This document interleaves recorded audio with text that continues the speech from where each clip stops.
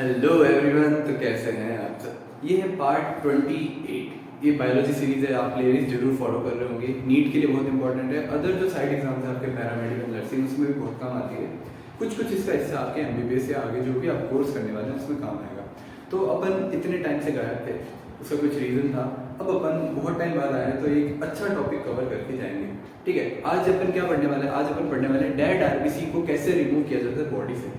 ठीक है, नीट के परस्पेक्टिव से इतना इंपॉर्टेंट नहीं है, बट समटाइम्स आपके माइंड में कंफ्यूजन रहता है ना कि ये बिलीरुबिन क्या है, बिलीवर्डिन क्या है। जब एक्सक्रीशन करती है बॉडी तो ये येलोइश पिगमेंट क्यों आता है। इस सब टाइप के कंसेप्ट, इस सब टाइप के क्वेश्चंस आपके दिमाग में जरूर कीड़ा करते हैं। ठीक है, टू बी ऑनेस्ट फ्रैंक रह के पढ़ेंगे, बहुत अच्छे से पढ़ेंगे। शुरू करते हैं। अब अपन को पता है एनसीईआरटी में अपने क्या डाटा दे रखा है कि जो आरबीसीज है अपने एनसीईआरटी में वो 5.5 मिलियन पर mm³ है। ठीक है, इतनी सारी आरबीसीज आपके बॉडी में प्रेजेंट है। तो अब इतनी सारी में से थोड़ी भी डेड होगी ना तो बहुत अमाउंट की संख्या बनेगी, बहुत ज्यादा संख्या बनेगी। ठीक है, तो उसको कैसे रिमूव किया जाता है अब अपन शुरू करते हैं। स्टेप बाय स्टेप पढ़ेंगे, मेरे स्टेप को फॉलो करना, आपके माइंड में कंसेप्ट बैठ जाए। ठीक है, अब अपन इसकी मैकेनिज्म पढ़ते हैं। तो जो आपकी आरबीसी है, ठीक है, जब वो डेड होती है तो वो स्प्लीन में चली जाती है। तो स्प्लीन क्या करता है, पुरानी ओल्ड आरबीसीज को रिमूव करने का काम करता है। कुल मिला के एक गैराज है स्प्लीन का। ठीक है, तोड़ फाड़ के जो चीज इंपॉर्टेंट होगी वो रख लेगा और जो नहीं होगी वो शरीर से बाहर निकाल देगा। तो क्या इंपॉर्टेंट है क्या नहीं है अपन डायग्राम के थ्रू देखते हैं कि जैसे आरबीसी है। ठीक है, आरबीसी में अपन को पता है क्या होता है। आरबीसी की सरफेस पर अपन हेमोग्लोबिन प्रेजेंट होता है। ठीक है, हेमोग्लोबिन अपने पास एक पिगमेंट है जो अपने को ऑक्सीजन ट्रांसपोर्ट करता है। ठीक है, ईच सेल तक ले जाने में काम करता है।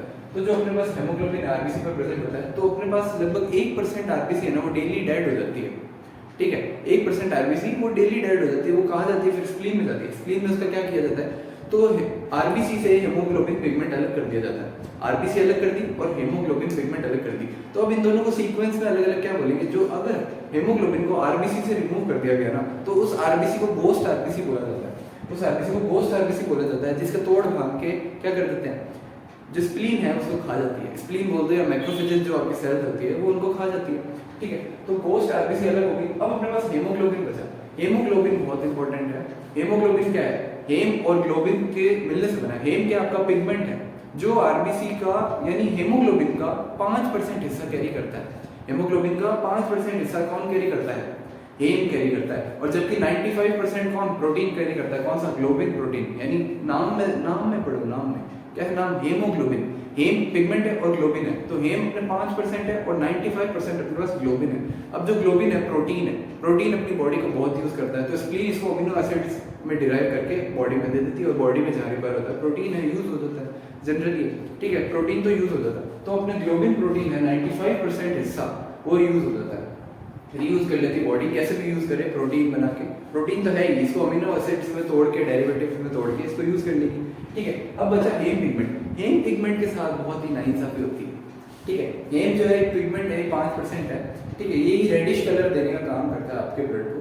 तो इसके साथ आगे क्या होता है, हेम पिगमेंट होता है ना, वो आगे जाके आपके स्प्लीन में ही बिलीवर्डिन में कन्वर्ट हो जाता है। स्प्लीन में ही आपकी हेम को बिलीवर्डिन में कन्वर्ट कर दिया जाता है और बिलीवर्डिन से ही आगे आपके अनकॉन्जुगेटेड बिलीरुबिन में कन्वर्ट कर दिया जाता है। बात समझ आई। स्प्लीन में ही, स्प्लीन या मैक्रोफेजेस कुछ बोलो एक बात है।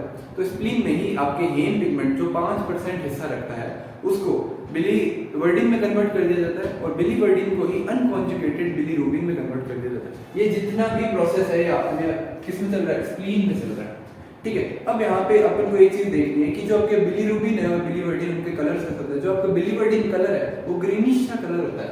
ठीक है, तो ग्रीनिश सा कलर रखता है आपका बिलीवर्डिन और बिलीरुबिन है वो आपका येलोइश सा कलर रखता है। ठीक है, येलोइश सा कलर रखता है अपना कौन, बिलीरुबिन। कंफ्यूज नहीं होना, मैं खुद फंबल कर देता हूँ। ठीक है, कंफ्यूज नहीं होना। आपके पास दो चीजें हैं, बिलीरुबिन और बिलीवर्डिन। बिलीवर्डिन आपका ग्रीनिश कलर रखता है और बिलीरुबिन है वो आपका येलोइश कलर रखता है। ठीक है, अभी तो अपने पास यहाँ क्या बनी, अनकॉन्जुगेटेड बिलीरुबिन बनी। इसको कॉन्जुगेटेड में कन्वर्ट करना है। तो ये जो हिस्सा है बिलीरुबिन, जो आपके पास बिलीरुबिन पिगमेंट हो गया है, बिलीरुबिन को अब क्या करेंगे, अब ब्लड प्लाज्मा के थ्रू ये लिवर में जाता है। ठीक है, अब भाई कहीं से तो कहीं जाने पड़ेगा। अब अपने पास स्प्लीन में बना क्या, बिलीरुबिन। अब उसको लिवर तक पहुंचाना तो ब्लड के थ्रू जाएगा। तो ब्लड प्लाज्मा के थ्रू ये कहाँ जाता है, अपने पास लिवर में जाता है और इसको कॉन्जुगेटेड में कन्वर्ट कर दिया जाता है। ठीक है, कॉन्जुगेटेड बिलीरुबिन बन जाती है। ठीक है, और ब्लड प्लाज्मा में भी किसके साथ बाइंड होके जाता है, एल्बुमिन प्रोटीन के साथ बाइंड होके जाता है। बहुत इंपॉर्टेंट है, याद रखना है कि ब्लड प्लाज्मा में एल्बुमिन प्रोटीन के साथ ये बाइंड होके कहाँ जाता है, लिवर में जाता है। ठीक है, लिवर में इसको बाइल जूस की प्रेजेंस में, लिवर में इसको बाइल जूस की प्रेजेंस में किस में कन्वर्ट कर दिया जाता है, कॉन्जुगेटेड बिलीरुबिन में कन्वर्ट कर दिया जाता है। बहुत इंपॉर्टेंट है। अब अपन फ्लो चार्ट को एक बार फॉलो करते हैं। तो अनकॉन्जुगेटेड बिलीरुबिन था, येलोइश कलर था, ये प्रोसेस यहाँ पे स्प्लीन में खत्म हो गया। अब ट्रैवल करने के लिए कुछ सोर्स चाहिए, तो ब्लड के थ्रू ये लिवर में चला जाता है। ब्लड के थ्रू ये लिवर में गया, तो लिवर में गया जब ये कॉन्जुगेटेड बिलीरुबिन बन गया, अनकॉन्जुगेटेड से कॉन्जुगेटेड बिलीरुबिन बन गया। ठीक है, तो ये किसके थ्रू गया, ब्लड प्लाज्मा, और किसके साथ बाइंड होके गया, एल्बुमिन प्रोटीन के साथ ये बाइंड होके गया। कहां पहुंच गया अपन, अब अपन पहुंच गए लिवर में, पहुंच चुके हैं लिवर में, कॉन्जुगेटेड हो गया। अब कॉन्जुगेटेड है वो किस रीजन से हुआ है, प्रेजेंस ऑफ बाइल जूस, यानी बाइल जूस ने अनकॉन्जुगेटेड को कॉन्जुगेटेड में कन्वर्ट कर दिया।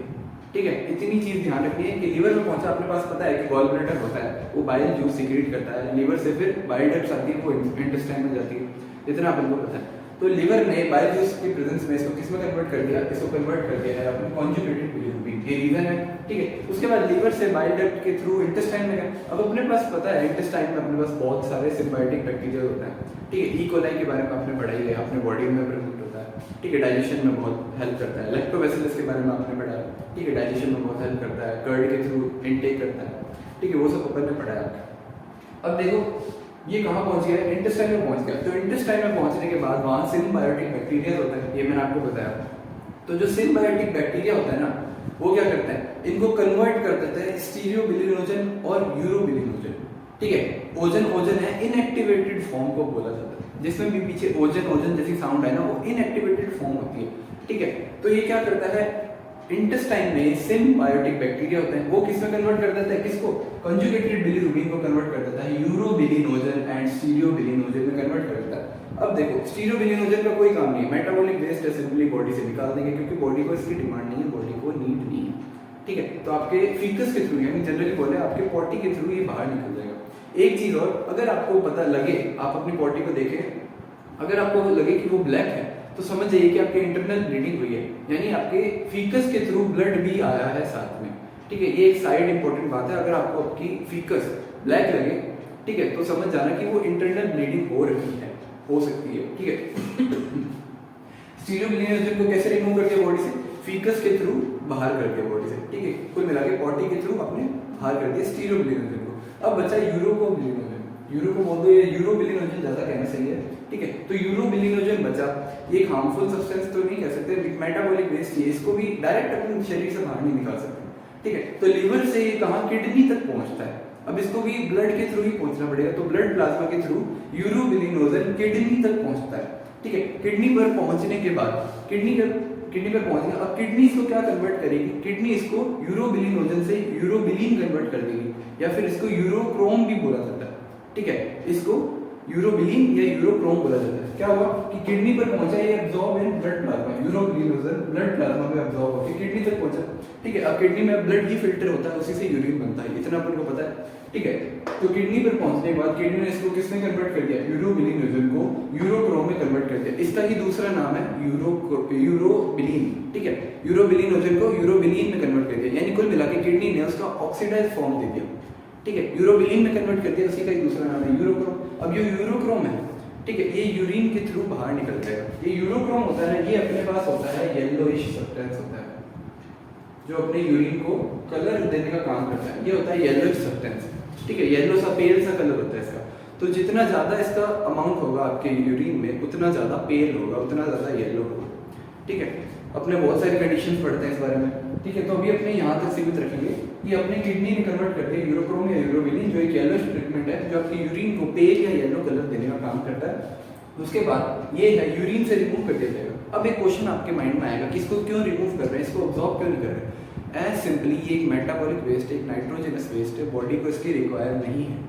बॉडी जिस चीज़ की रिक्वायर करता है वो यूज कर लेता है। फॉर एग्जांपल ग्लोबिन प्रोटीन, अब इसको चाहता बॉडी तो रिमूव कर सकता था, इसको अमीनो एसिड में तोड़ के, डेरिवेटिव्स में तोड़ के बॉडी यूज कर लेगी, क्योंकि प्रोटीन अपने बिल्डिंग ब्लॉक्स है बॉडी के। ठीक है, तो इसका कोई काम नहीं है, तो ये यूरिन के थ्रू रिमूव हो जाता है। सिंपली एक वेस्ट प्रोडक्ट है या एक मेटाबॉलिक वेस्ट है।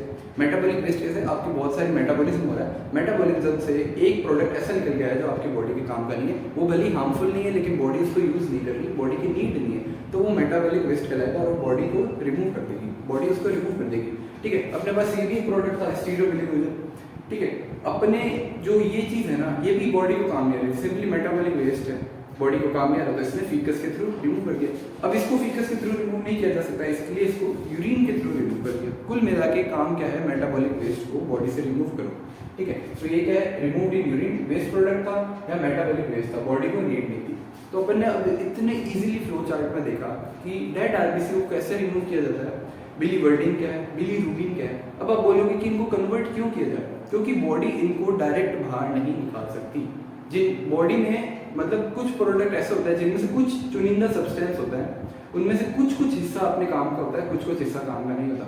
फॉर एग्जांपल यहाँ से आती बॉडी तो हीमोग्लोबिन को बाहर फेंक सकती थी, लेकिन उसने यूज़ किया, क्योंकि हीमोग्लोबिन अपने काम की चीज़ है, हीमोग्लोबिन को यूज़ किया, उसमें भी ग्लोबिन में तोड़ा, फिर हेम में तोड़ा, तो ग्लोबिन तो पूरा यूज़ आ गया 95%। तो हेम पिगमेंट जो नहीं यूज़ आ रहा था, जिसका काम ज़्यादा नहीं था, उसमें भी बहुत सारी चीज़ें बाहर निकाल के कि हाँ भाई, जैसे फॉर एग्जांपल एक स्टोर है, ठीक है, उसमें बहुत सारी किताबें पड़ी है, बहुत सारी बेंचें पड़ी है, बहुत सारा आपका टूटा हुआ काम पड़ा है, कोई कम उठाने का काम पड़ा है, ठीक है, कुछ ब्रशेस वगैरह पड़े हैं, तो उसमें आप देखोगे, उसमें आप पूरा स्टोर नहीं बाहर फेंकोगे कि हाँ कबाड़ी वाला है पूरा स्टोर खाली करो, उसमें आप मिनिमाइज चीज़ों को बाहर निकालेंगे कि हाँ उस पंचायती पर मैंने ये रखा है, उस डेस्क पर ये रखा है, तो वो चीज़ें वहीं रहेगी, वो अपने काम की है, वो इन फ्यूचर अपने काम आएंगी। तो जो चीज़ें नहीं काम आ रही उनको धीरे धीरे निकालो। इसलिए बॉडी भी क्या करती है, कई चीज़ों को डायरेक्ट नहीं निकाल के पहले कन्वर्जन्स करती है, बॉडी कन्वर्जन्स करेगी, फिर जो चीज़ें बाहर आती जा रही है जो काम की नहीं है, वो जैसे जैसे साधन मिलता है बॉडी उनको रिमूव कर देती है। फॉर एग्जाम्पल CO2 है, CO2 का डायरेक्ट साधन है कि वो अपने लंग्स के थ्रू रिमूव हो जाती है, ठीक है, तो बहुत इजी साधन है। अब इनके पास पिगमेंट्स तो डायरेक्ट ऐसे नहीं आ सकते ना CO2 की तरफ, तो इन पिगमेंट्स को बॉडी मिनिमाइज करती जाती है, कन्वर्ट करती जाती है, फिर लास्ट में जो प्रोडक्ट बनता है ना, जो एकदम ही काम करे बॉडी के, उसको बाहर कर देती है। तो ये अपने डेड आरबीसी का रिमूवल था, बहुत ईजी कंसेप्ट में अपन ने पढ़ा। आई होप आप प्लेलिस्ट जरूर फॉलो कर लोगे, ये पार्ट 28 है, इसमें अपन ने पूरा कवर किया डेड आरबीसी को कैसे रिमूव किया जाता है। ठीक है, ये एक्सक्रीशन वाले चैप्टर का हिस्सा है, थोड़ा डिटेल वर्जन है, तो इसको आप ज़रूर देखें और बहुत सारी चीज़ें आपको फॉलो करनी है, कंसिस्टेंसी रखनी है, डिसिप्लिन रखना है। ठीक है, तो अपन ये लेक्चर यहीं एंड करते हैं, होप सो आपको समझ आया होगा, और कुछ डाउट्स वगैरह रहे तो आप कमेंट ज़रूर करिए, एंड एनीथिंग कोई भी सजेशंस वगैरह आपके हों तो आप बताना ज़रूर। ठीक है, तो ये लेक्चर यहीं खत्म करते हैं, थैंक यू।